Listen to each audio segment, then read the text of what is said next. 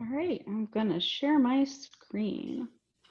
So hopefully this looks right to you guys. Um, so here we are. I am Jen Garrison Stuber. I'm the Advocacy Chair with the Washington Homeschool Organization.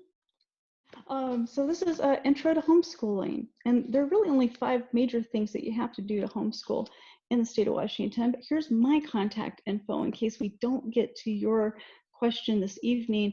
You can reach me at whocontact, W-H-O contact, at washhomeschool.org. So 2 H's in the middle there, one for wash and one for homeschool. And I'll leave that there for just a sec. And if you go on the Washington Homeschool Organization page, which is washhomeschool.org, in the contact us, I take all parent emails. So it's the same email address there in case you lose this. So I'm Jen Garrison Stuber, and I am the mother of the lovely Alethea Garrison Stuber, who did not set out to be a homeschooler. As a matter of fact, here she is at her private school. She went there K4, K5, first grade, second grade, and when we hit second grade, a bunch of things happened that collided and made us decide to homeschool. We didn't know exactly what was happening, but between things that the school had changed and the stuff that was going on with her brain, which we'd find out later, we made this decision when she was 7 in October of second grade to begin homeschooling. Shortly after that, we moved to Spokane, and we ended up taking this little munchkin down to a neuropsychologist, and then she told us 3 things. She has ADHD, and I think you should drug her for that. She's got dyslexia. Here's some books on that topic. And she's got a 40-point difference, IQ difference between the 2 hemispheres of her brain. We think you should place her in special ed. And we said, thank you very much for your time. We are going to continue to homeschool. Around 7th grade in that junior high, things got a little weird, and we actually started thinking, we were actually kind of certain that this child was not going to end up going to college. And this was kind of a big deal for my husband and I. We're both 3rd generation college student. I went to the same college as my grandmother. And we kind of went through a grieving process, frankly.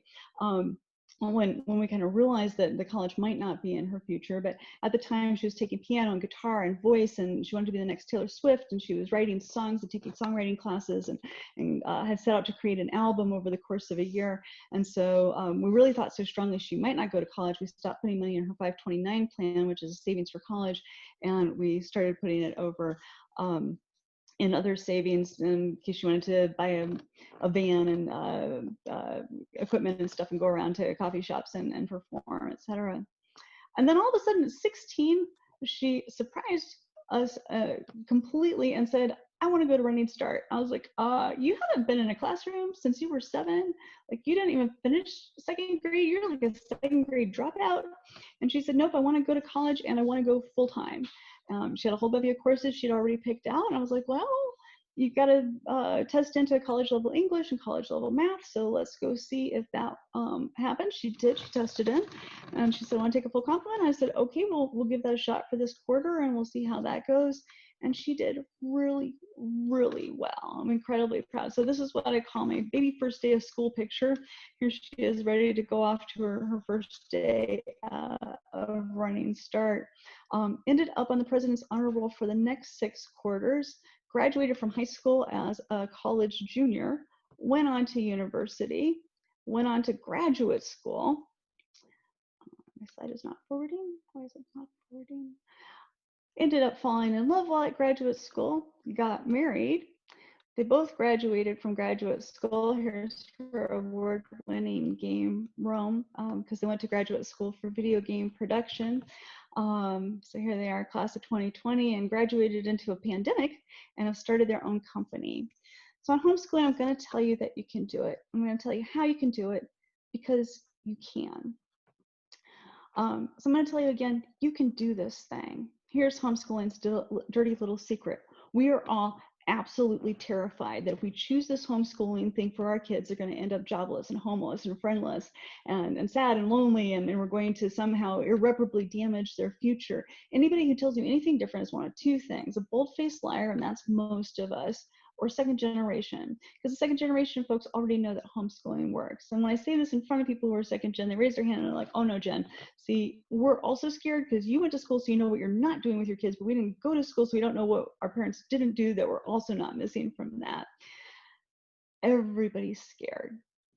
going into homeschooling? Absolutely, everybody. I will tell you, for the first 6 years we homeschooled, every time spring rolled around, I went and looked at local schools, and I went in and I smelled that gym sock and hot dog kind of smell, and I was like, nope, I guess we're not going to do that. We're going to homeschool again for a year.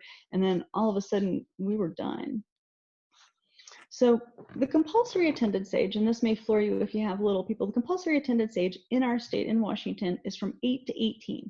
Even if your only plan is to attend public school, you do not actually have to darken the doors until you're 8 years old. And then you have to attend until you're 18. There's some exceptions for early graduations, et cetera, emancipated minors, and so forth. But you don't actually have to go to school until you're 8 years old. So if you have a 5, 6, or 7-year-old, and especially if you're taking them out of school, you already have them signed up, and you're withdrawing them from school, they are educationally free until they're 8 years old, and nothing that I say this evening applies to you or them until they turn 8. First, so you have to qualify. It's the first of the 5 things you need to do. You have to qualify, and there are 4 ways to qualify. Let's see if I have a slide. So one of them is to have 45 college quarter credits. That's equal to about 30 semester credits or 1 year of full-time college. It could be in any subject. It could be at any point in time that you had it in the past or present, but at 45 college quarter credits. If you don't have that, you can take a parent qualifying course. We actually offer these online at the Washington Homeschool Organization. Our one in September is currently booked up, but we do have one coming in October, and it is whose position that it is sufficient to be registered for a course in order to begin homeschooling. You don't have to wait until you've taken the course. Your third option is to be supervised by a certificated person. That is that you hire a Washington State certificated teacher to meet with you on an average of an hour a week, and to for planning and evaluation purposes. And then the fourth way to qualify is to gain superintendent approval. This has been done about 5 times that I've found in the entire history of homeschooling in Washington, which dates back to 1985. I get people all excited to do it, and then they get scared and they take the parent qualifying course instead of going to the superintendent and doing this. Most of the people who've done it were homeschooling in a different state, moved to Washington, found themselves now unqualified to homeschool, go into their superintendent, say, I understand and I know the law. Here's what we plan to do. Here's what we've been doing all along, and get the superintendent to approve them for homeschooling in that district. The second thing you have to do is file a declaration of intent. This is due annually on the 15th of September. So for those of us who are long haulers and do this year after year, September 15th is the day that we have to turn it in. It's not the only day you can turn it in. Of course you do. You're a teacher. To turn it in. The declaration, the first one's due on your 8th birthday, if that happens in the school year. And the second or subsequent is due annually on the 15th of September. If you're filing mid-year, it happens when you withdraw from school. So if you're withdrawing from school, you'll file your declaration of intent at the same time. The declaration of intent is exactly what it says it is. I, the parent, am declaring my intent to homeschool my child. It's not a request for permission to homeschool, and it's not for children under the age of 8. It does 2 things. It relieves the school of their burden to provide your child with an education, and it provides you with protection from a charge of truancy. So a lot of times I tease that I'm the homeschool police. If somebody wants to narc about your homeschooling or complain about your homeschooling, they're probably going to email me.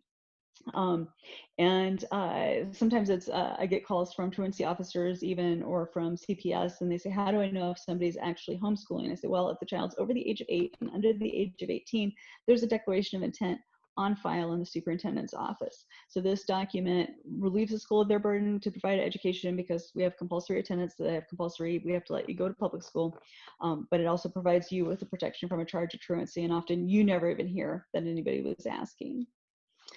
The third thing is that you have to do a test or assessment each year.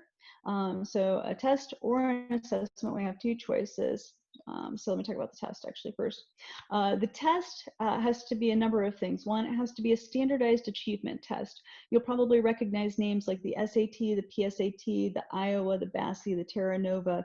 If your kid's been in public school over the last 15 years in Washington, the WASL, the HSPE, the MSP, and more recently the Smarter Balance test. These are all standardized achievement tests. You may recall filling in the dot and making your mark heavy and dark. These are the kind of tests that we're talking about. So standardized achievement test, it needs to be approved by the State Board of Ed, and it needs to be administered by a qualified individual. It is the testing companies who qualify individuals to administer their test. And most of the companies that sell to homeschool parents merely require that you be a homeschool parent in order to administer the test. So most of us have a test or assessment sent to our homes. We fill it, our children fill it out, take the test, we send it back for the scoring, and we get the scores back for our record. The second thing is an assessment. And the assessment needs to be an annual assessment of the student's academic progress written by a Washington State certificated teacher currently working in the field of education. This is often done by somebody, if you have a teacher friend or a teacher relative, they do this. There are a couple of companies that do actually do this, either by phone or by Skype, or I guess these days Zoom, or even by mail. So locally to Spokane, we've got an organization called the Family Learning Organization, and they're at familylearning.org. So I'll say it again, familylearning.org. And they have, I think, about 4 tests, and then they have 2 versions of an assessment available. And on their assessments, they've got one that's a freestyle and one that's checklist. The freestyle is short answers. Checklist is, well, it is a checklist.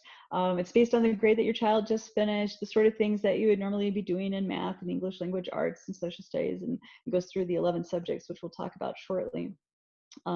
You go ahead and fill it out, you send some samples of the work, you send it, they've got a teacher on staff who looks over it, writes the written assessment, and sends it back to you for your records. So each year you can choose the test or you can choose the assessment. It's up to you which one you want to use. You could do assessments the entire time you homeschool. You could do tests the entire time you homeschool. We chose the test because I didn't want the SAT to be the first time that my kid had filled in the dot and made or mark heavy and dark. I wanted to have familiarity with this type of testing. There are 11 subjects to cover in the state of Washington. You don't have to do them every day. You don't have to do them every week. And you don't even have to do them necessarily every year. The schools certainly don't. And we'll talk a little bit about that as we go through those 11 subjects.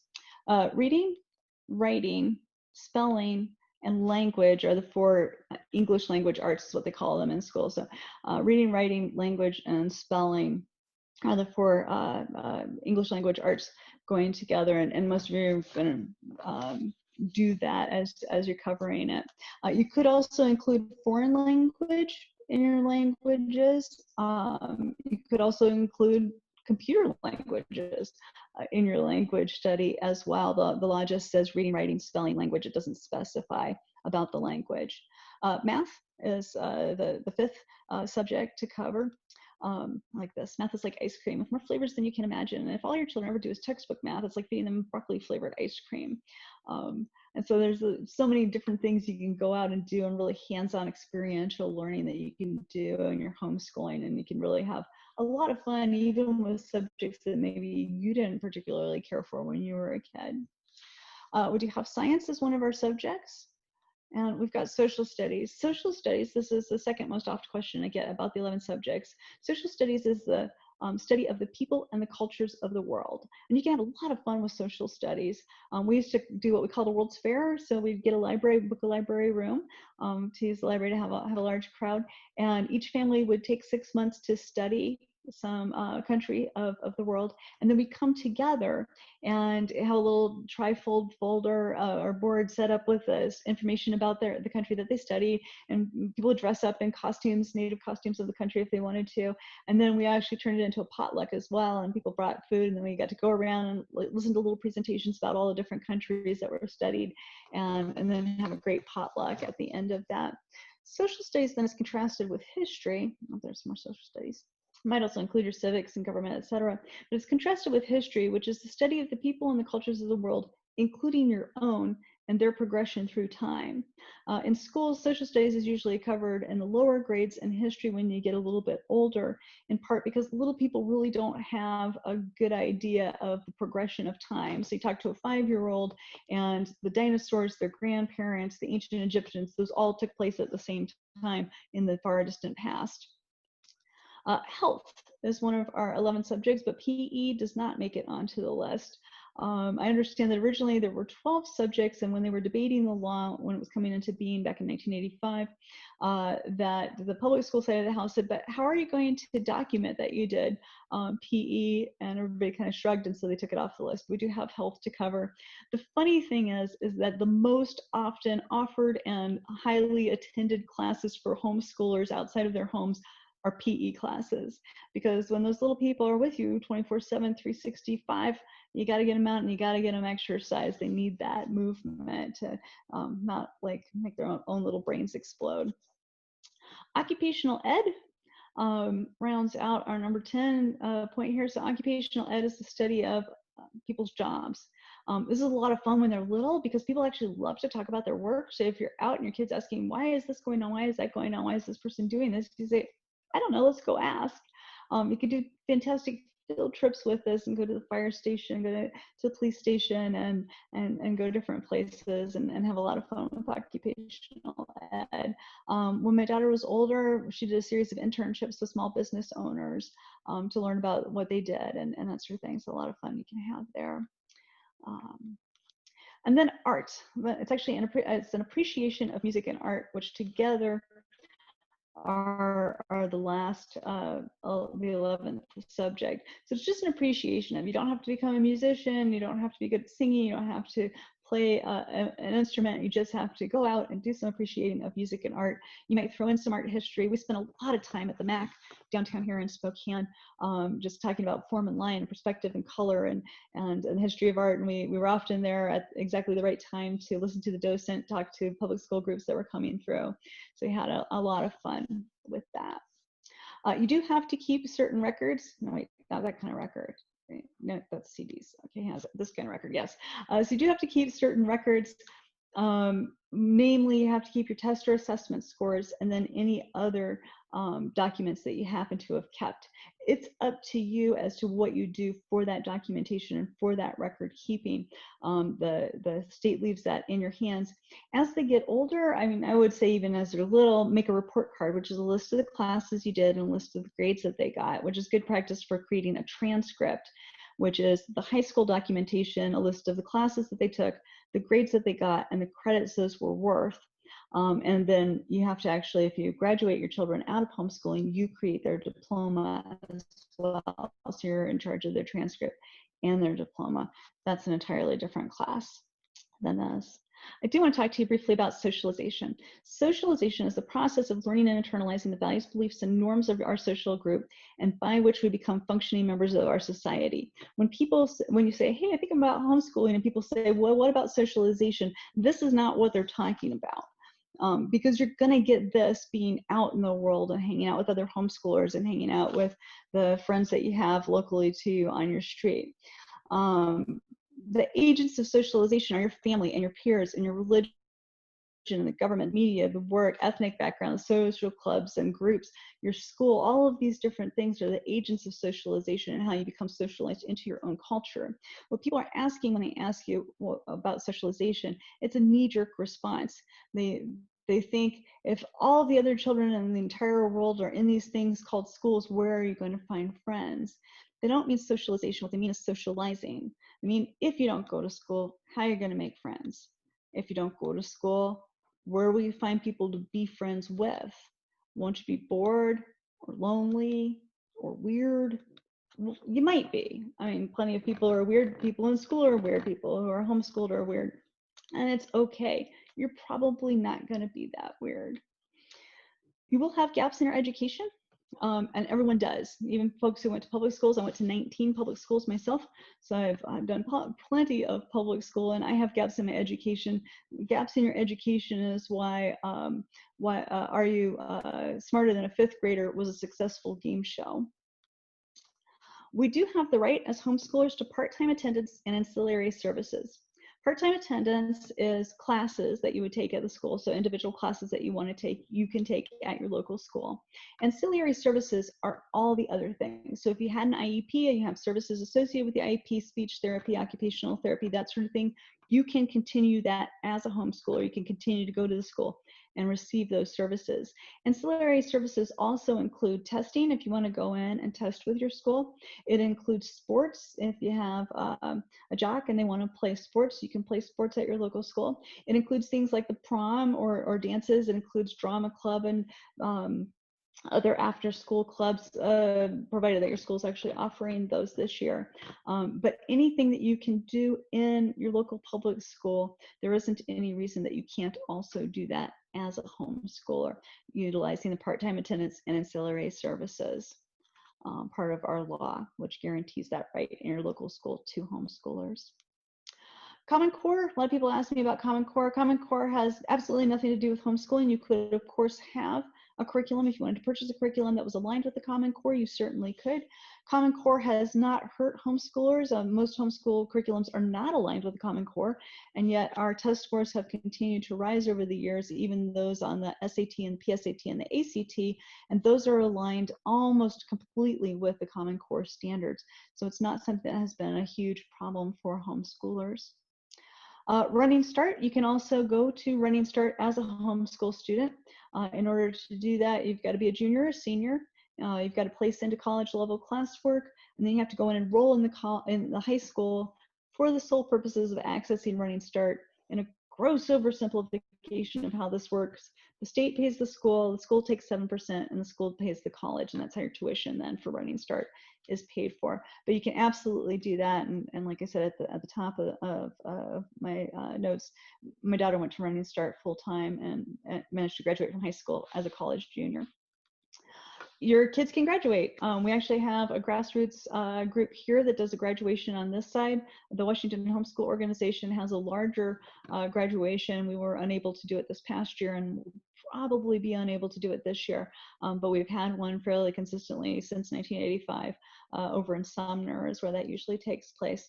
But your kids are absolutely, if you finish homeschooling and that you've got your transcript and you create the diploma and they've finished out what you've decided that they need to have for graduation, your kids are absolutely positively able to graduate. They are high school graduates. You do not need to take the GED. You can actually graduate from homeschooling and go on to college, university, employment, etc., military, all the things that you might want to do. And that is the end of my presentation. So I guess my question here is, do you have specific questions for me about that? We do have Alethea, who homeschooled herself, to ask questions of shortly, but do you have questions for me? Stop sharing the screen.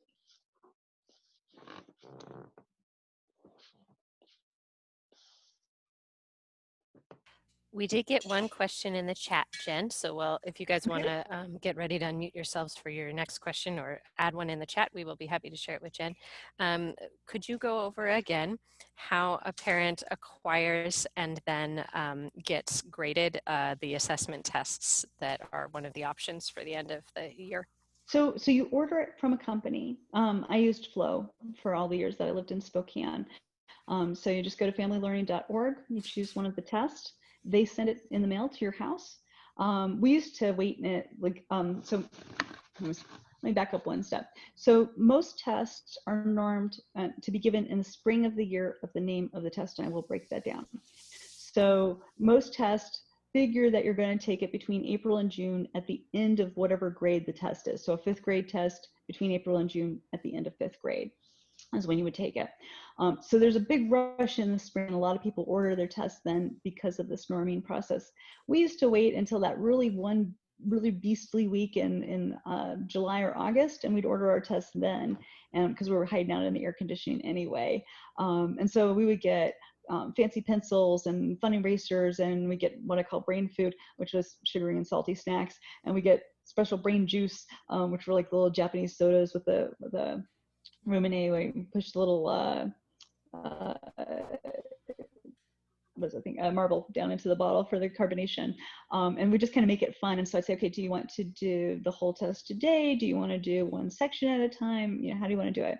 And so I'd be there with the timer, and she would take the test and section by section, however many she felt like doing on a particular day, or if she wanted to do more. And we were always really flexible on, you know, she's like, I want to do one a day, and she's like, let's do another one. I'm like, sure. And then you send the test to the company. They grade it because they've got the machines to grade it. And then they send you back the scores, and you put the scores in your permanent file. Thanks so much. All right, we got some more coming in here. All right. Are there any specific state mandated outcomes for content area? This parent is wondering specifically about health. There are not. There just aren't. So what the law does say is this. It says relative to taking the test or assessment, if you find areas that your child is deficient in relative to their age or their developmental stage, that you, the parent, make a good faith effort to remedy the deficit. And it's kind of funny because when the law was written, any law is written, there's a bunch of stakeholders. So there were the people who were homeschooling, but it wasn't legal and they wanted it to be legal, who would come and said, here's what we want to have for a law, and here's sort of what we propose. But then other stakeholders, the OSPI, the Office of Superintendent of Public Instruction, the State Board of Ed, folks from the different public schools come in and they put in their input into the law as well. And they honestly, I think, believed back in 1985 that being with your kid 24/7, 365, you'd have absolutely no idea what your kid was good at and what they struggled with, which is, once you've done this for a little while, completely laughable, and you realize like, oh yeah, I totally know what my kid struggles with and what they're just caught and ran with. So that's why we have this test or assessment. It's a metric, an external metric by which you can measure your progress. But the state doesn't specify what you have to do in each of these subjects, just that you've got to do these 11 subjects over the course of your homeschooling, and that using the test or assessment, your kid should be on level with other kids their age, or in the case of kids who are non-neurotypical, their stage of development, whether that be ahead of the average kid or whether it be behind the average kid. Thanks. All right, question number 3. If you would participate in an ancillary service with a school or part-time attendance, do you still need to file a declaration of intent? Yes. If you're not full-time at a school, then you're either at a private school or a public school, then you're homeschooling and you need to file that declaration of intent, and all of the law applies, assuming that you're over 8 and under 18. Great. For parents with children under 8, is it a good idea to file a declaration of intent even though they're not legally required, to create a track record in case you decide to move to public school later on? No.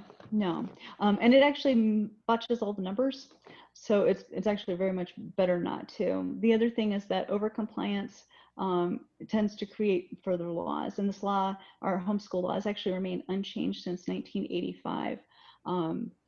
It's funny because they actually want to lower the compulsory attendance age in Washington, and tried for 3 years in a row a few years back, but they were unable to because of homeschoolers. The interesting thing, though, was that the fiscal note on this particular proposed law was $0. So what their fiscal note said was that everyone who's already in school is already there at the age of 5, and there's not going to be any extra people if we lower the compulsory attendance age, which I just thought was fascinating.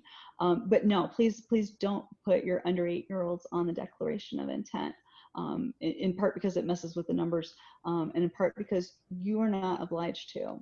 You're actually perfectly fine. You can let your children run free until the age of 8. Most people don't. I mean, we read with them, we do math games and stuff. But if you look at the scientific data coming back about early childhood education, all of it is pointing toward unstructured play being the important work of early childhood ed. And if you look at how the Scandinavians do school, even when they're in school, you get like there's an awesome article, the joyful illiterate kindergartners of Finland. They don't do all of this academic stuff because they realized that having them do unstructured play and having a lot of gross and fine motor skill things that they're doing is actually so much better than trying to force them into reading and math and stuff. So, yep. Yeah. And then there are those parents who get the 5-year-old who's like, "Can I learn to read, Mom?" And you then absolutely can. Yeah, Yep. yeah, absolutely. Yeah. That's what I love about homeschooling, is you let your child lead. That's Yeah, great. exactly. Okay. I bet you've heard this one before. Did you use a planned curriculum, or did you make up your own? Oh no, man, I'm like crazy hippie girl. We had a little bit of curriculum along the way, but we largely created our own. We did something way on the side of what's called unschooling, which is learner-led, interest-led. So we really used our daughter's interest to forward her academic progress. My husband wanted us to do something formal for math, so we went through a number of different things. We tried Saxon math. We did a couple other different kind of math books. We finally ended up actually at a Kumon Center. It used to be up on the South Hill, but I think it's down on Sprague now. which is a Japanese math para-school organization where speed plus accuracy equals mastery. So they give you a little packet of work through the week. You do that, and it's all timed. And then you come in and you take a timed test. And if you passed it, then you move on to the next thing. If you haven't got it and you're still having to work with that particular set of ideas and skills, then you work on it until you've got it. And then once your speed is up and your accuracy is up, then you move on to the next thing. So it's nice because they don't get bored, but they're also not frustrated moving on with something that they haven't mastered yet. We did a lot of reading, just straight up book reading. We used the library extensively for our homeschooling. For example, in history, I got an overview of American history. It was one by a woman named Joyce Hakim, Hakim, Joy Hakim, and it's called The History of Us, the history of the U.S. And it's just 13 little volumes. It's all very clever. 13 volumes, 13 colonies. Starts in the 1640s, goes, I think, into the 90s. It might even go to the 2000s, I forget. And I said, okay, I want you to read through this, but as you find things that are of interest to you, we're gonna go down to the library and we'll go get some stuff on that. So we didn't get but a few pages into the first book, and she's like, ooh, the Salem witch trials thing, this sounds interesting. So we went down to the SCLD, picked up a stack of books on the Salem witch trials, and I got things that were too young for her. She was about 11, I think, at the time. I got things that were like right on her level. I grabbed Arthur Miller's The Crucible. I grabbed somebody's dissertation, I think, that ended up getting published about this subject, and just handed her the stack. And it was funny because about a week and a half passed, I think, and she comes out and she's holding the Crucible in her hand and she's waving it at me. And she's saying, Arthur Miller has taken gross liberties with the text here. And I'm like, whoa, hold on a minute. You read the Crucible? And she's like, yeah. And I'm like, and you're critiquing the Crucible? And she's like, yeah. And I'm like, okay, I'm gonna need a second to just think for a minute and make sure that I can remember the Crucible enough to have this conversation with you. So she had read stuff that was lower than her level and stuff that was right at her level, and put together all of these different people and the politics and the land grabs that were going on. And she knew all the different players. So by the time she got to the Crucible, she's like, he's taken this character, he's lowered or raised her age, sexualized this relationship, and taken some huge poetic license here. So I think one of the really beautiful things about homeschooling is that you don't have to pigeonhole your kid and say, oh, you can just, you only need these books because this is your level. You can, go with stuff that's lower and stuff that's higher, and just kind of see where things play out. And they'll amaze you every single time. You can, of course, buy a curriculum. There's absolutely nothing wrong with that. There are what we call big box curriculums. They're called that because you buy a grade and it comes in a big box in the mail, and it has all of the stuff that you need, the books and supplies, and it might have a list of other things you need to go get from the store, but it's got all the stuff you need for that grade in this big box, for all of your subjects to work through. There are online schools that are out of state, and those are treated as curriculum choice for homeschoolers in the state of Washington. So, places like Oak Meadow, which is out of Vermont, that sort of thing you've got. And then a lot of people just end up picking and choosing curriculum from a number of different sources. So completely up to you how you go about it, which I know is terrifying.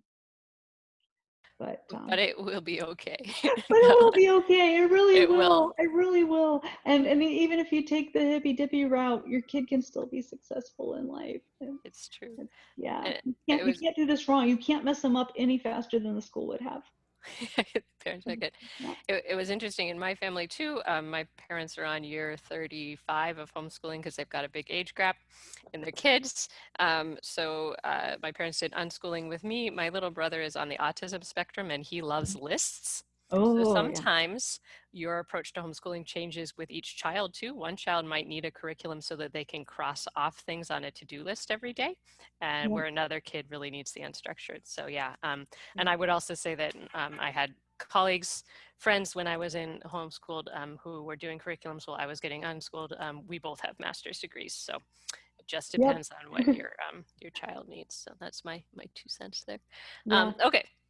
Questions. How many hours a day should you spend doing school? Is the law 180 days of the year?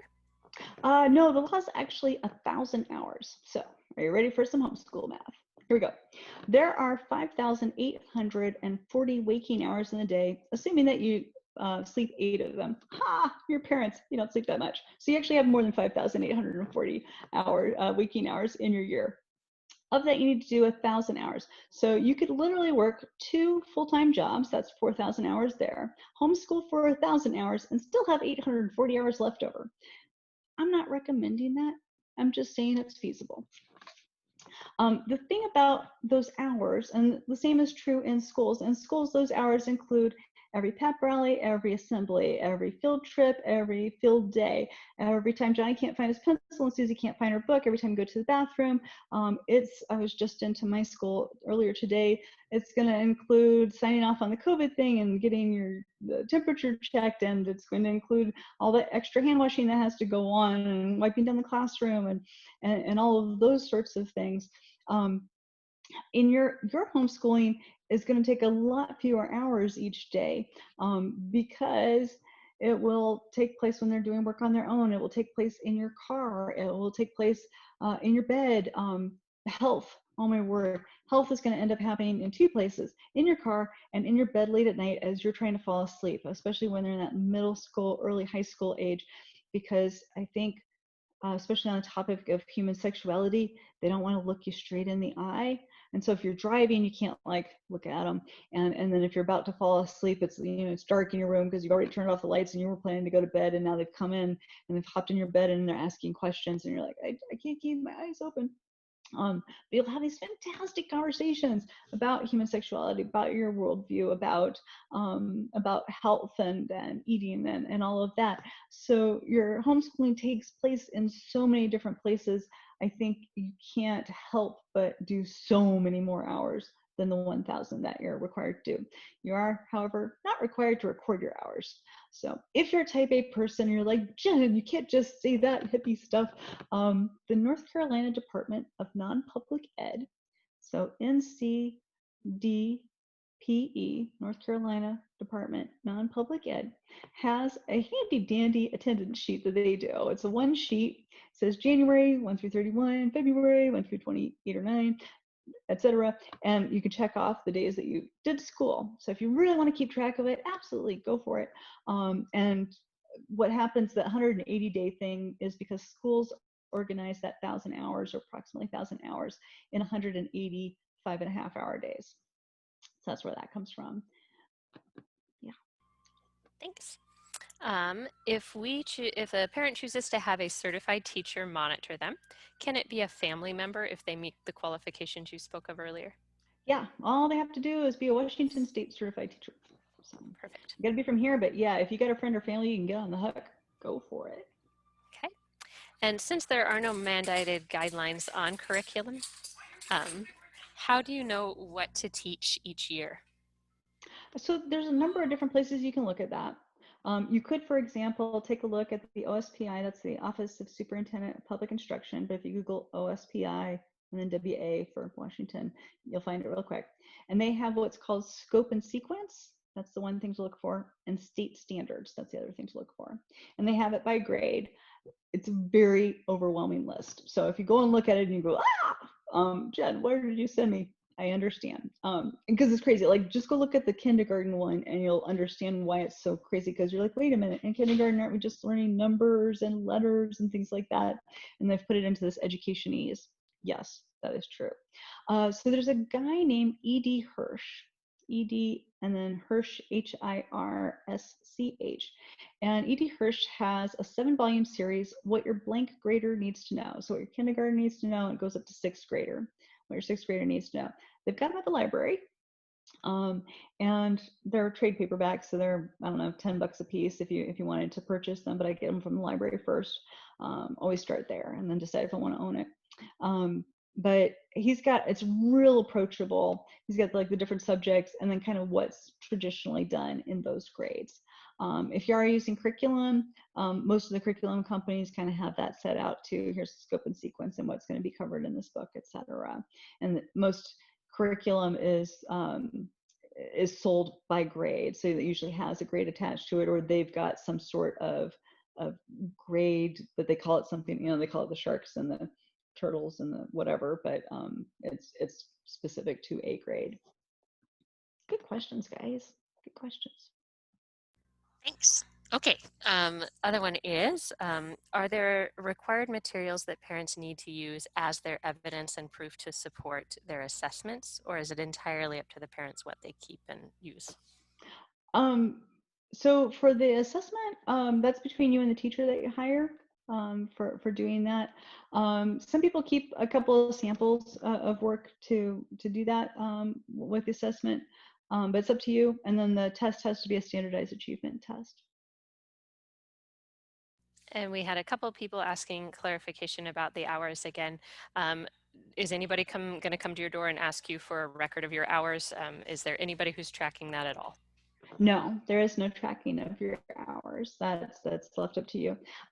Homeschooling in Washington is a little bit like driving in Washington. So to drive in the state of Washington, you've got to do certain things to be in compliance with the law. You've got to have a driver's license that is valid and current. You have to have insurance. Your car needs to be registered. But there's no mechanism in the law for them to just pull you over and to ask to see those things. You've got to do something else. I guess registration, you could tell from the little tag in the back. But they can't just pull you over to see your license and your insurance just for the heck of it. You got to run a stop sign or run a stop light or something. So the same thing happens with homeschooling. Here's the things you have to do to be in compliance with the law. And if you ended up in court on a separate but related charge and it came to light that you weren't qualified or you aren't covering the 11 subjects or your kids way behind where they should be relative to their age, but they don't have a developmental disability, which is the reason why they would be behind, then you have an issue. But that sort of thing almost never happens. It's usually either you're in the middle of a really ugly divorce. If you have to defend your homeschooling in a court of law, it's almost always you're in the middle of a really ugly divorce. Something's happened with child protective services, usually not related to your homeschooling, usually related to other things going on in the home, or your kid's a hoodlum. That doesn't usually happen in homeschooling, that you end up in court. I mean, not that you can't have homeschool hoodlums, it's just that our teacher-student ratio is so good we don't usually have that as a problem. So those are kind of the three main reasons you would end up in a court and have the necessity to defend your homeschooling. And even if that situation to occur, there isn't like a standard, this is what we expect you to have put together at that point, Correct. right? Correct. It's just Yeah. whatever evidence you can gather. Yeah.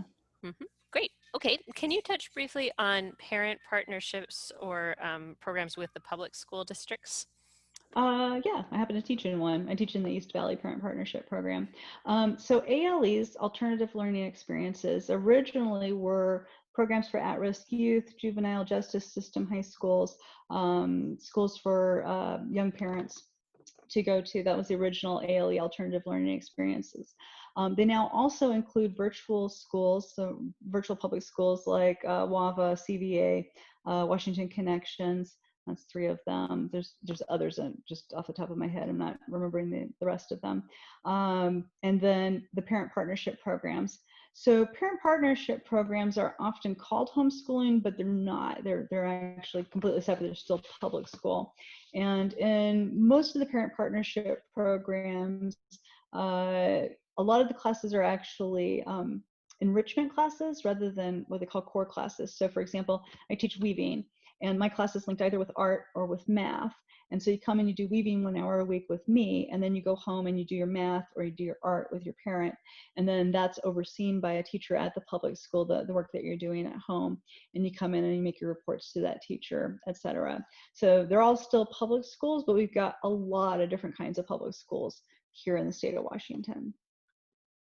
And with those ones, correct me if I'm wrong, sometimes they will assist you in picking out a curriculum, or not picking one, but they'll offer some curriculums for you to take home. Yeah. So they all have libraries of curriculum, and then you can only do certain curriculum with those programs. For instance, you can't do religious curriculum because it's a public school using public funds. So they only do secular, non-sectarian curriculum that you can use for those programs. You could, of course, do stuff above and beyond what you're doing with your school.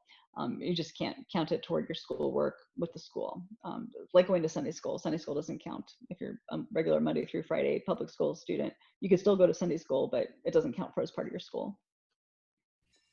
Thanks. Okay. And then the last two questions we have are regarding those older students who are looking ahead towards college. So parents are wondering if colleges and trade schools accept homeschool transcripts and diplomas made by the parents.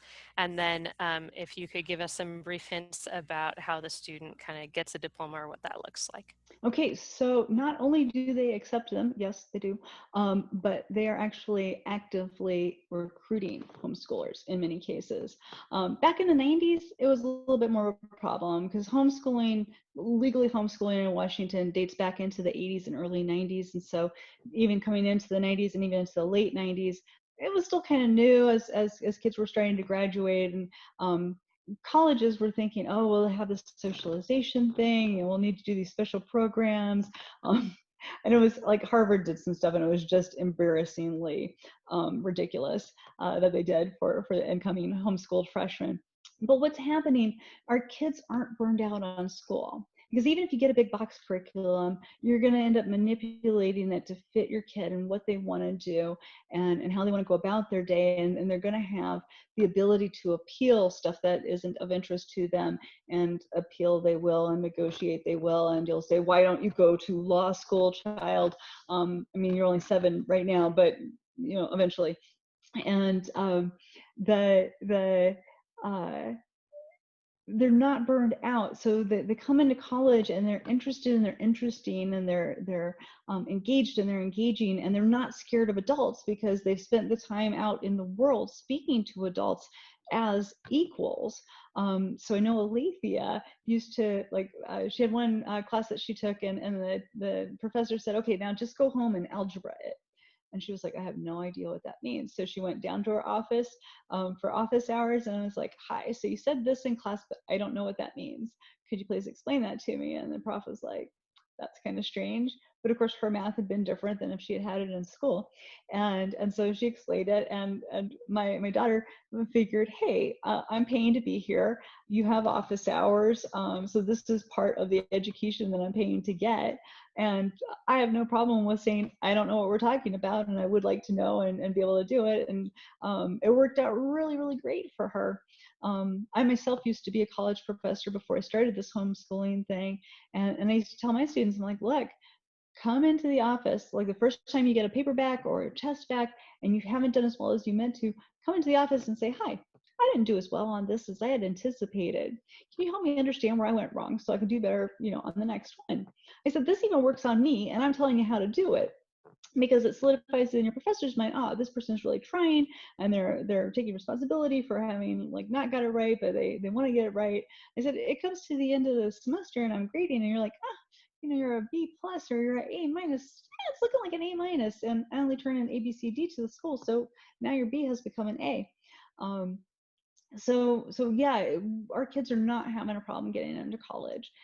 Every once in a while you get a little squiggle. It's almost never a problem, and a lot of colleges are actively recruiting homeschoolers. There's even employers who are actively recruiting homeschoolers because we turn out to be good workers as well. And then what was the second part of the question? Diplomas, what are diplomas like?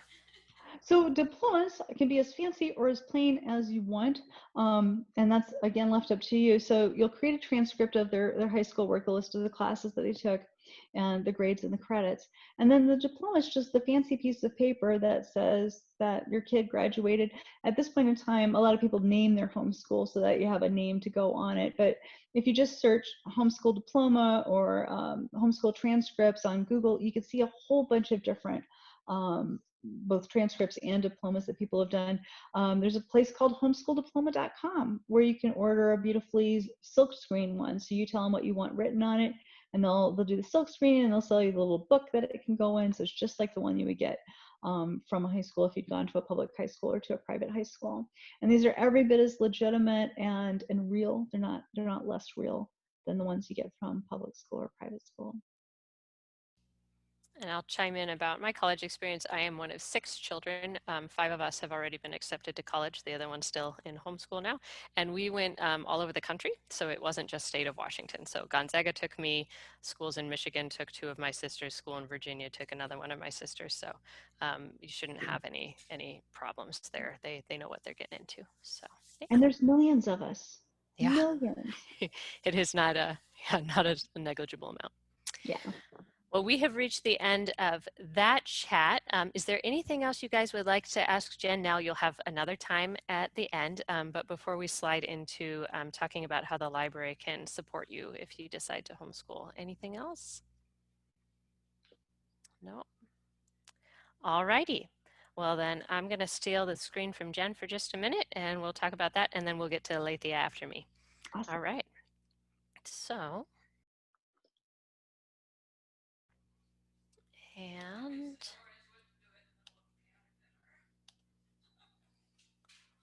okay, here we go.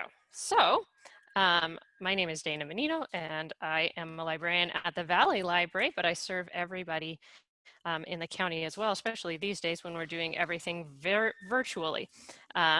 And my colleague Molly is also here. She is one of our children's librarians and she works directly with youth. Both of us go out to homeschool groups. Both of us are available for book a librarians regarding your child's research or finding materials that fit into your curriculum. So feel free to reach out to us. Okay.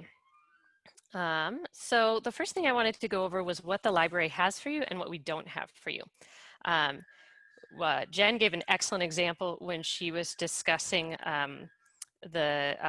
going through the history textbook and then going and getting supplemental material at the library.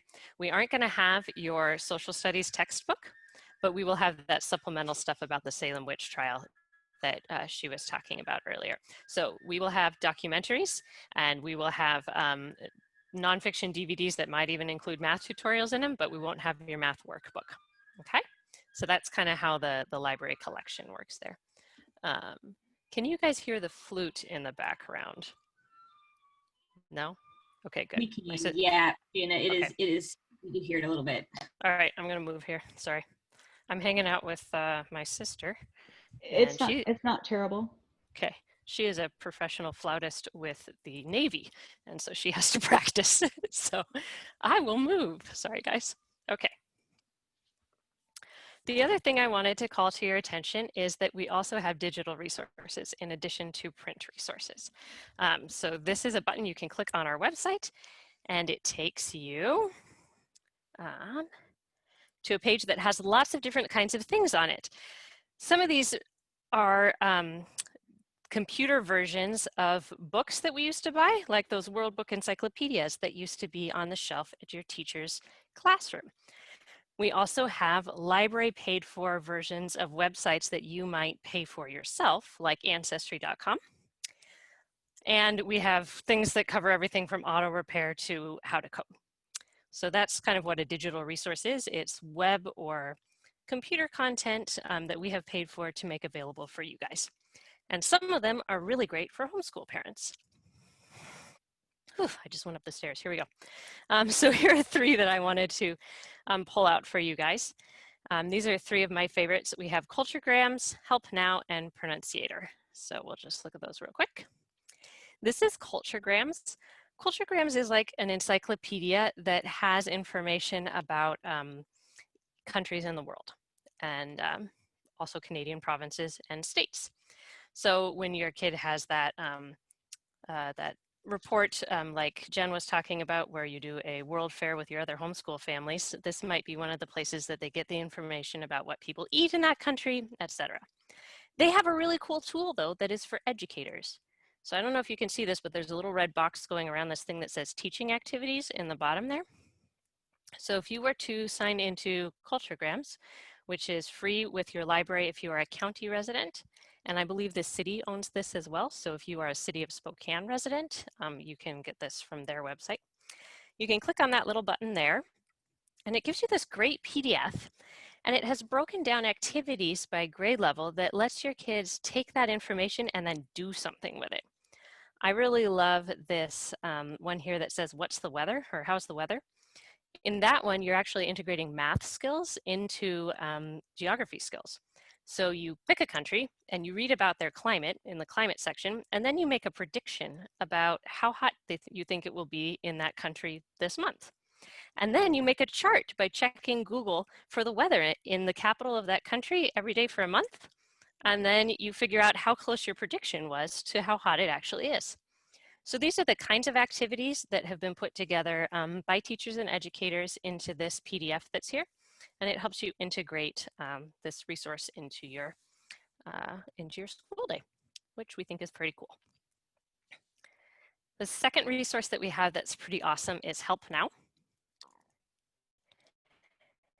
Everybody, homeschool and teacher parents alike, love Help Now because there are live tutors on the other end of Help Now from 10 p.m. to, or 2 p.m. to 10 p.m. every day.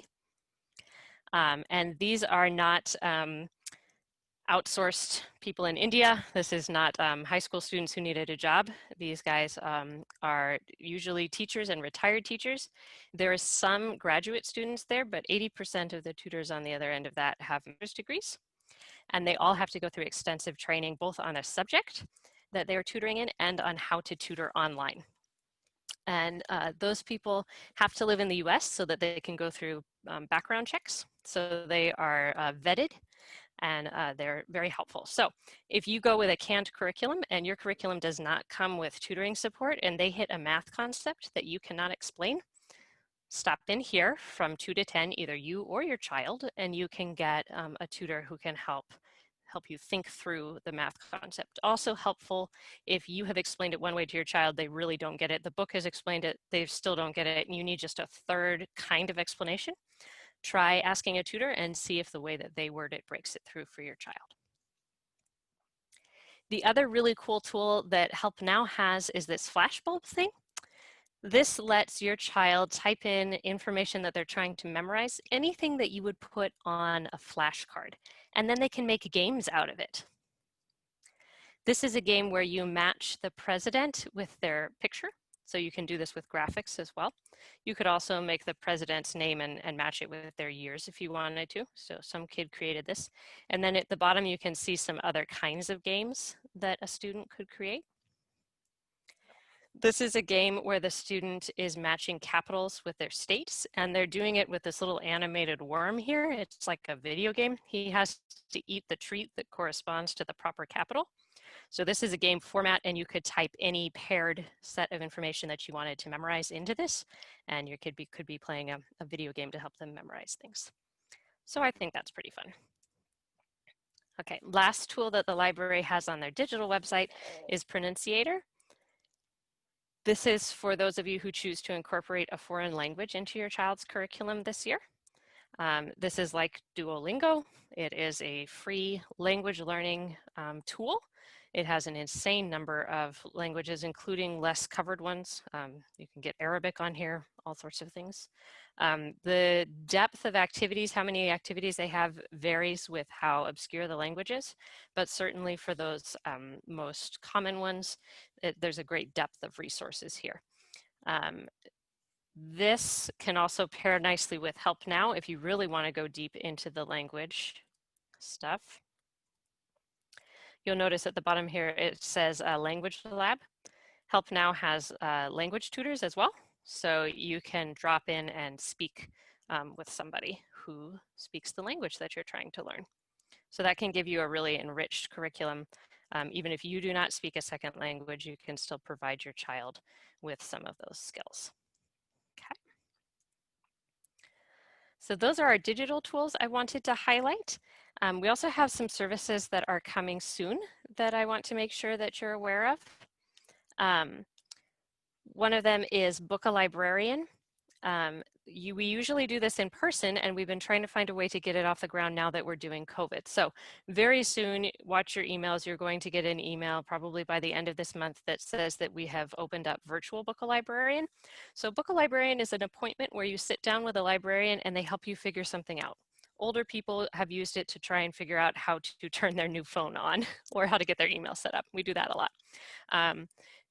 As a homeschool parent, you might want to sit down with a librarian and be like, look, I'm teaching this subject or this topic, and I need a resource that does X, Y, and Z. Can you help me? So you will fill out a form telling us what you want us to talk to you about.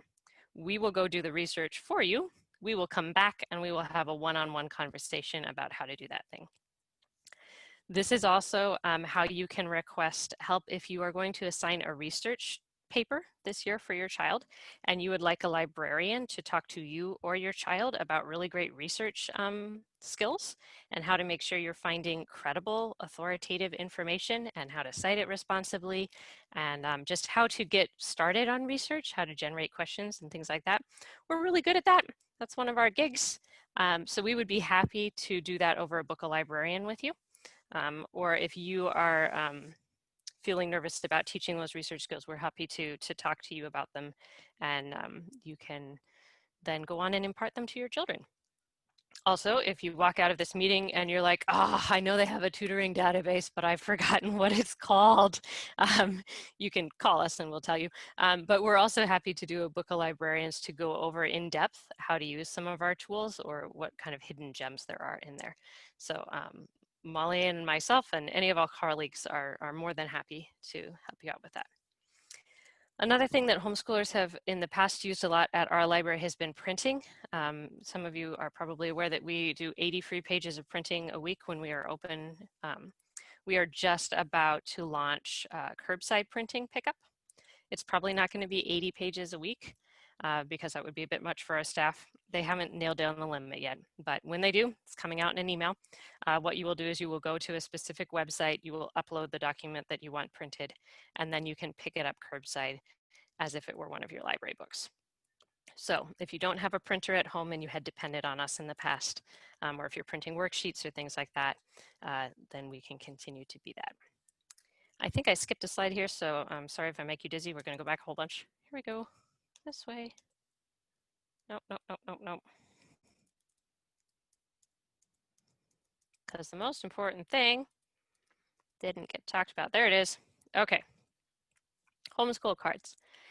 If you live in, well, actually anywhere you live, you can get a homeschool card, which can be helpful if you need more than 50 items that you can get on your personal card to do homeschooling. It takes a lot of books to homeschool. So it can help you by boosting your limit. So if you live in Spokane County service area, that's anywhere in the county except inside the Spokane city limits or the Liberty Lake city limits, you can have a card with us. If you live in those other two places, Spokane or Liberty Lake, you can get a homeschool card with them. They have one too. Homeschool cards are intended for educational use, but we're not checking and we're not deciding what is and isn't educational. There are no fines on homeschool cards. That's kind of irrelevant with the city of Spokane and Liberty Lake because they don't have overdue fines at all. But we still do, except for homeschool cards. So homeschool cards do not incur overdue fines, but you will have to pay us if you lose or damage a book. They let you check up 50 items. So if you have your own personal card and then you get a homeschool card too, you've just earned 50 new items. And they can be handy when you're doing that unit for your third grader, and then you've got a completely different unit going for your fifth grader, and then another one going for your seventh grader, and you just really need a whole lot of books. So usually to get a homeschool card, you would need to come in and show us a copy of your declaration of intent. Because we're closed right now, you'll have to mail us one. We apologize for that. We're not filing it. We're going to look at it and then we're going to shred it. We just need to know that you are homeschooling. So at the end of this meeting, I will be emailing an email that has links to some of the things that we talked about today, and also a PDF of the homeschool card application. Print that out, fill it out, copy off your declaration of intent, send us that application and the declaration of intent. You can either mail it to the Argonne Library, and I will give you the address in the email that I'm going to send, or you can drop it off curbside the next time you pick up some books. And we will mail you your new homeschool card. It's going to look like every other card. You'll probably want to write homeschool on it so that you remember, but that's how that goes. So those, stop screen share. Those are some of the resources that we have available to you. I'm going to spotlight me now. And we hope that you'll take advantage of them. But yeah, really, we're here for you. And if you need anything, fill out that Book a Librarian call form, and we'll do our best to do that. We did have a question in the chat about the tutoring in Help Now. Is it similar to a Zoom call? I'm going to have to get back to you on that because I haven't test ran it yet, but that's my understanding. My understanding is that it's voice and not just chat, but I will double check and release that answer when I send out the email at the end of the day. Okay, getting library cards when the library is closed for COVID. Our application is online. You fill it out, and then I believe that the process is that we give you a call, and if you come to curbside and you show your ID through the car window, then that counts as verifying your ID. And we send you a physical card in the mail. So I think it goes in the other order, though. I think what's happening right now is the people at the library, they get your application, they mail you a physical card, and they say, hey, the next time that you come in, show us your ID with this card. We've got a note on your record that says this person needs to show ID. And then that verifies that you're a real person and you're really who you were thinking that you were. If you've just moved to the area and your driver's license doesn't have your new address on it yet, you'll also need to bring in a piece of mail that has your address on it. That can even be a piece of mail you send yourself. Doesn't have to be official. It just has to have a postage on it and your address. Okay. Any other library questions before we hand it off to Alethea?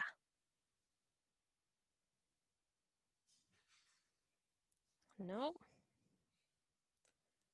All right, I know we're covering a lot of stuff. You're hanging in there really well. Okay, so I am going to turn it over to Alethea, who is going to talk about her experience as an adult now. And we will get back to other general questions that are showing up in the chat when Alethea is done. Okay. All right. Hello, I am Alethea, aforementioned homeschooler. I'm now 24, and I'm hoping y'all can hear me all right. I've unmuted myself. And I recently graduated in a master's program for video game design, and I've started my own small business with my spouse to create video games. And really, what I tend to do is just take questions from people about what you want to know from someone who's gone through its experience. I'm a second grade dropout, as mentioned. I was homeschooled up until about 16 when I started Running Start. So I've got a lot of experience in that area, and I've got a lot of friends who were homeschooled and grew up in that community as well as other friends who were not homeschooled. So I can kind of speak the best that I can to either side of that situation. So yeah, I'm kind of, what are you guys curious about? What do you want to know? Do you have any concerns, questions, that sort of thing?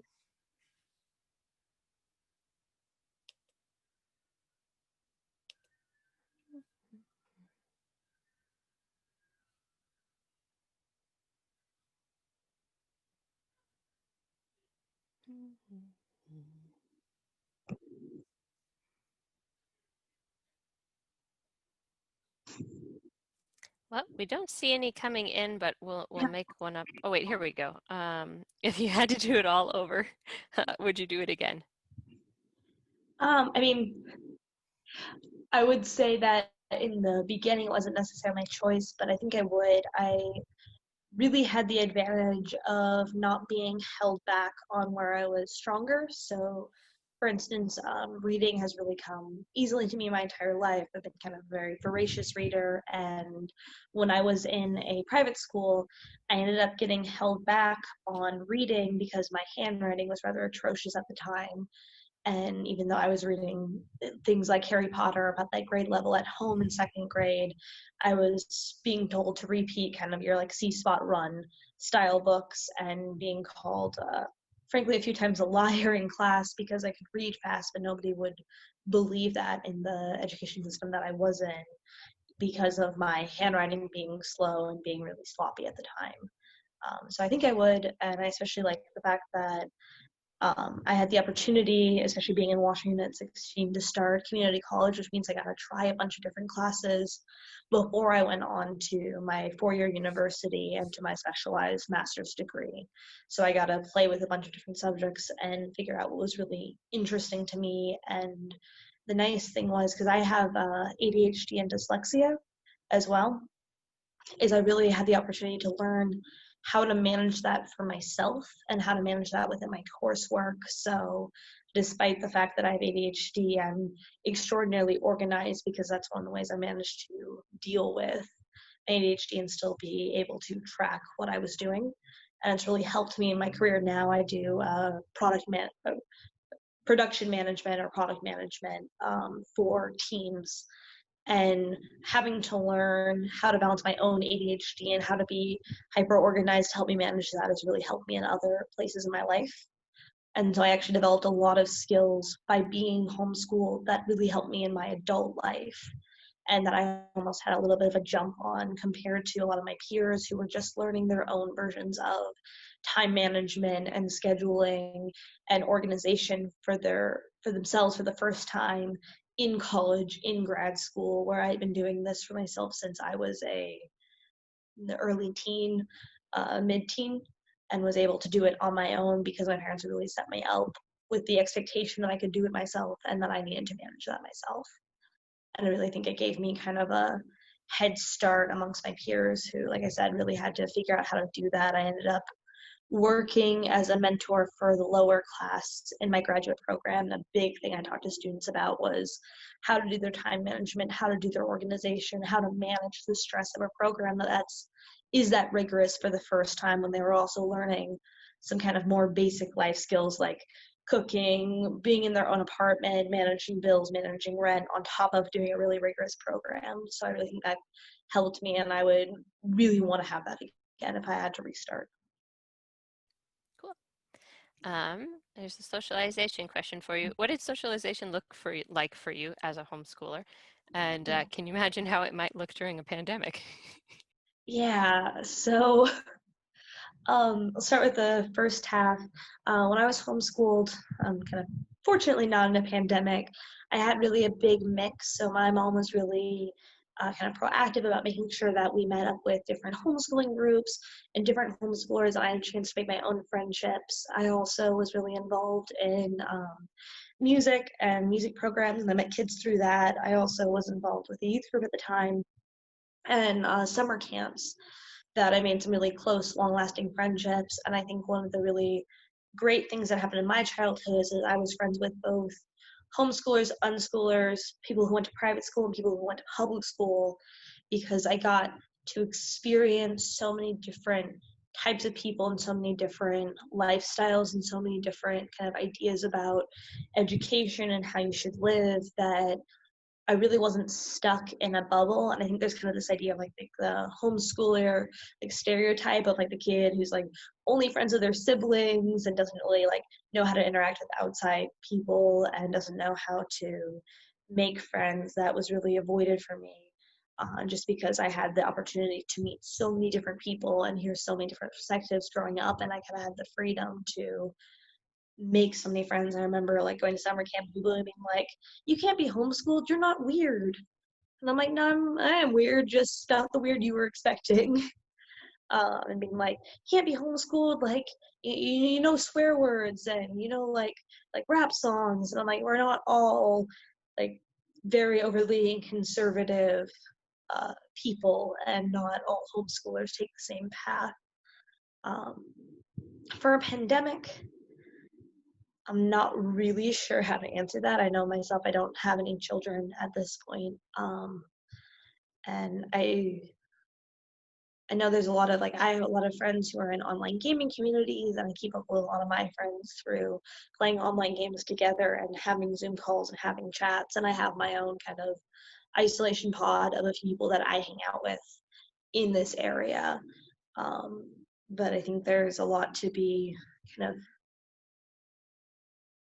I think there's a lot of things with online technology that you have with Zoom, with Skype, with online groups, with Discord, where you can find groups. And I think there's a lot of great things about homeschooling because you can kind of create your own isolation pods with the 3 or 4 families that you isolate with. Would be my best advice. I think it's kind of a challenge right now because obviously when I was younger, it was really easy to go out to a park date or go out to we did like tours of grocery stores and tours of chocolate factories and that kind of thing.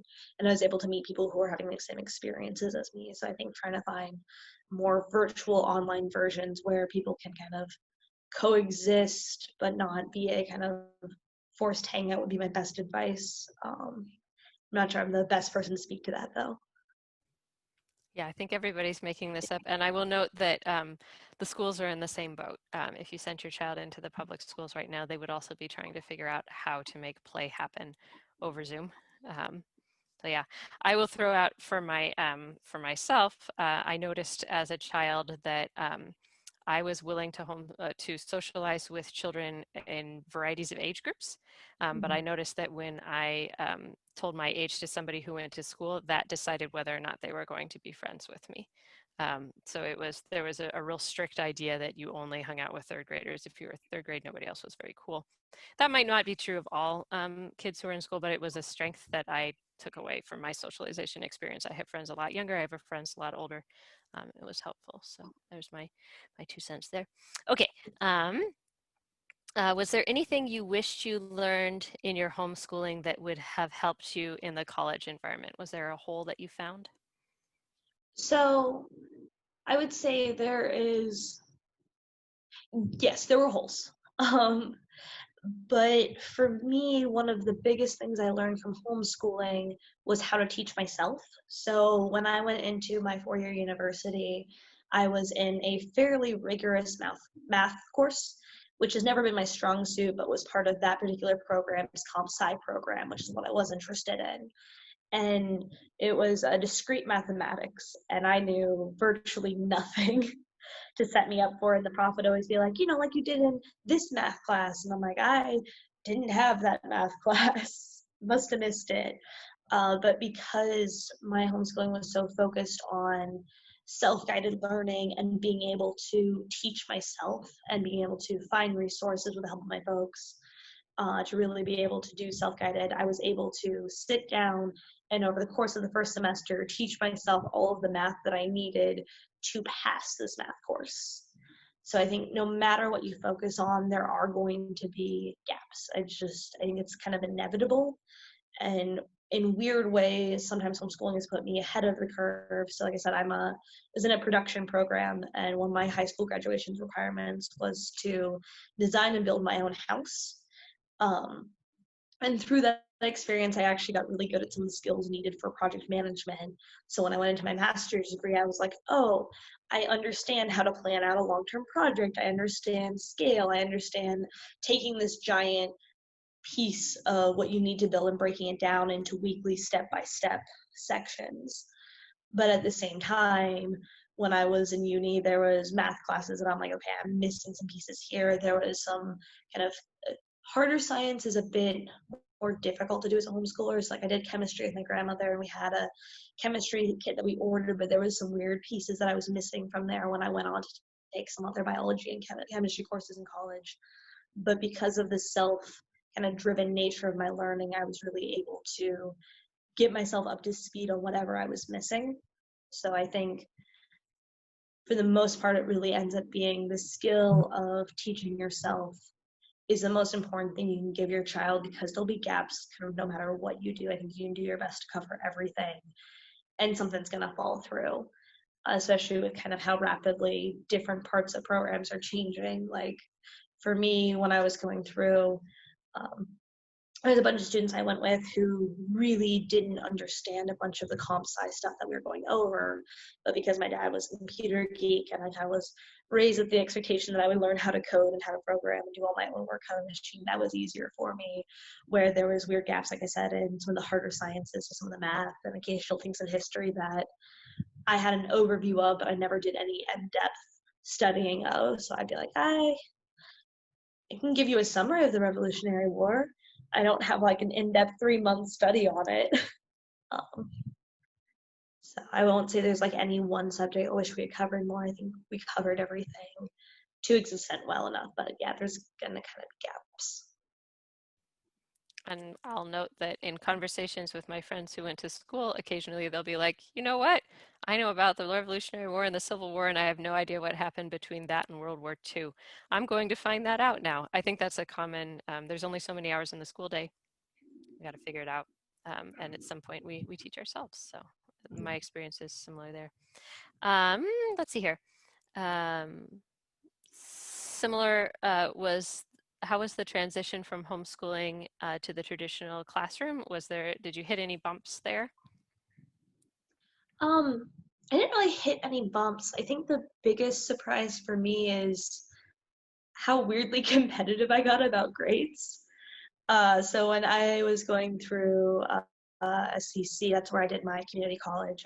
We had a program called Canvas, and that's also what we used in my community college and a few of my college, or community college and my graduate program, where you can kind of see the class average. And I would be really annoyed if I wasn't in the top 90% of the averages scores on things. I did find I would sometimes freak professors out because I wasn't scared to talk to them. And this actually ended up being an advantage for me because when I was struggling in the class, I would be one of the first people to go to my prof and be like, look, I am obviously not understanding this well enough or retaining it well enough, and I'd like to figure out where I'm going wrong so I can improve and go back to a place where I am keeping up in pace with your course. And I ended up being really successful in a few of the classes because I didn't have this preconceived notion that the teacher is kind of a scary authoritarian presence in my life. It's like my mom's here to help me and make sure that I do well, and this prof is here to help me and make sure that I do well and kind of help me further my education. And they're working alongside me as a partner rather than kind of a adversarial, I will get this grade out of you and pass your class. Thank you are my next boss fight. But rather as a partnership. And that actually really helped me through every class that I took. I don't really think, because I went to SCC, I went to college with a lot of people who were in their 30s and 40s. There's usually like a handful of people, like maybe 5 in a class of 30 who were either in Running Start or in their 20s. So I got a lot of interesting experiences talking to people who are much older than me and going back to school for either a secondary degree or a career change.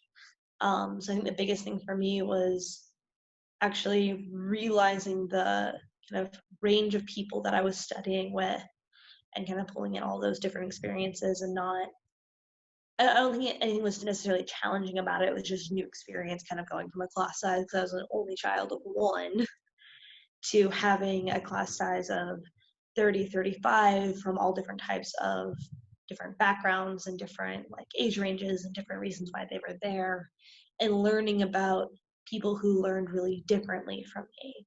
I remember being in a really fantastic, it was a 21st century literature class, and we were reading this book called The Atonement, and I was the only person in class who didn't hate the ending, because it was kind of a sad ending, but I was like, I feel like it fits, it's the only way that this book could have ended, and getting really in this kind of passionate debate with 3 other students about it during our seminar.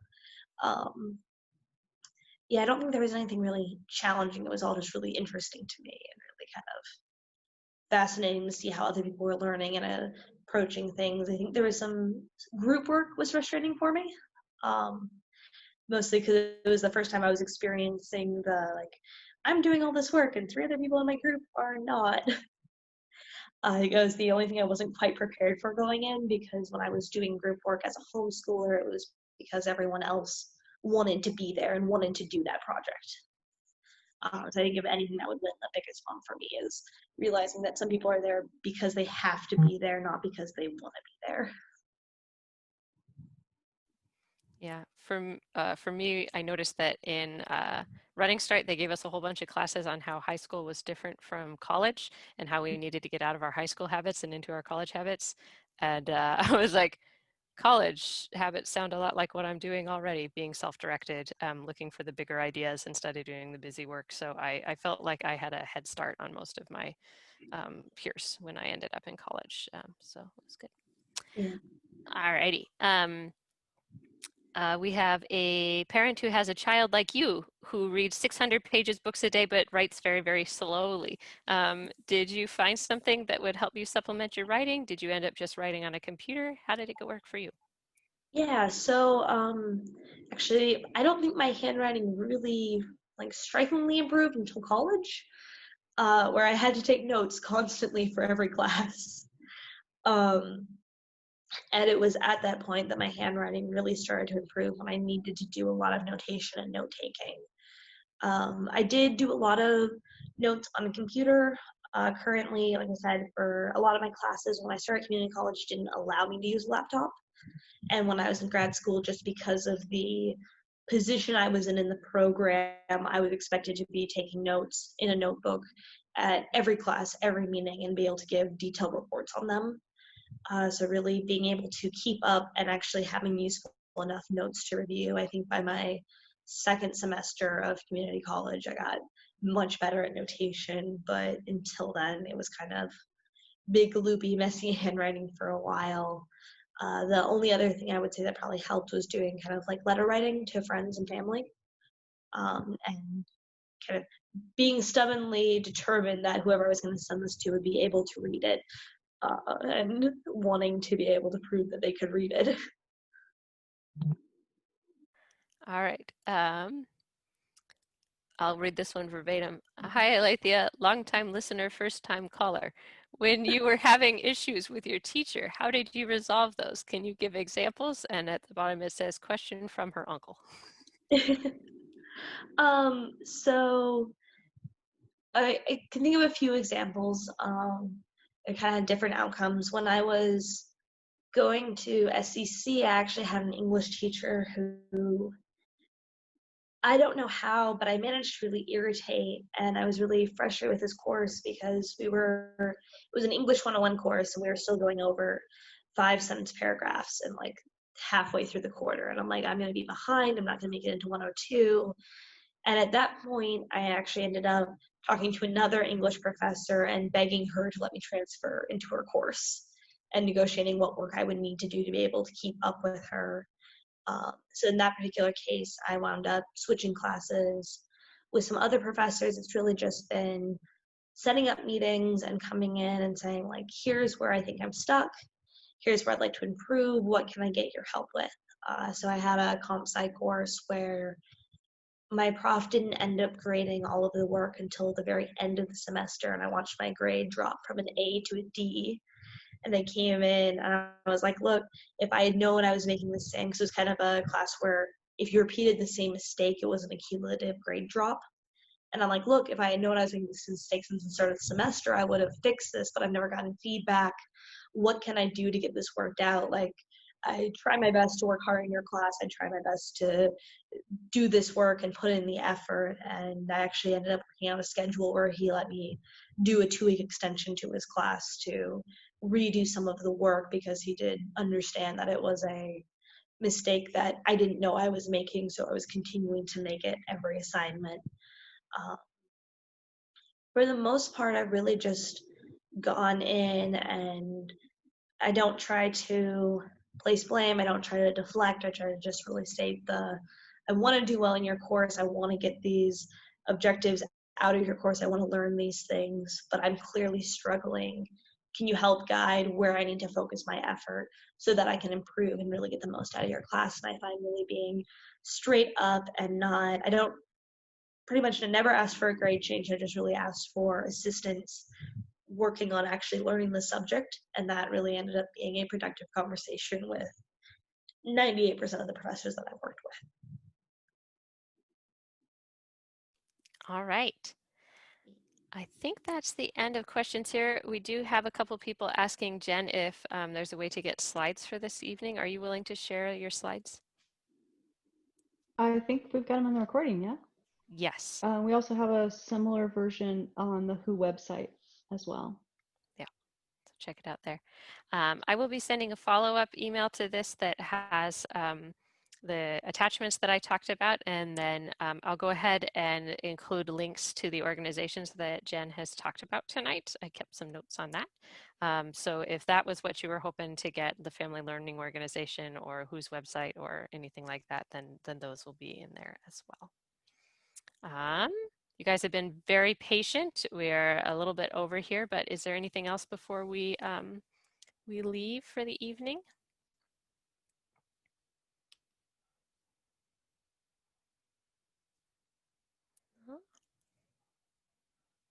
Well, thank you for being here and for being an advocate for your kids' education. It's really an honor to be in the room full of parents who are willing to make these kind of sacrifices and do super scary, flexible things to keep their kids engaged and learning in a really, really difficult time. Yeah, and this is all about flexibility, right? You do what's best for your child for as long as it's the best thing for your child. Lots of people homeschool for a year or two and then switch back to school depending on their kids' needs. That was definitely the case with my cousins. They were in a different school situation every year, but every year it was the best school situation for that child at that time. So thank you for considering all options on the table for your kids. If you need anything else, reach out to me, reach out to Jen. We will do our best to field library or homeschool related questions as the case may be. Yeah, and I think that concludes it. Thank you so much for coming today, everyone. Yeah, thanks for having us.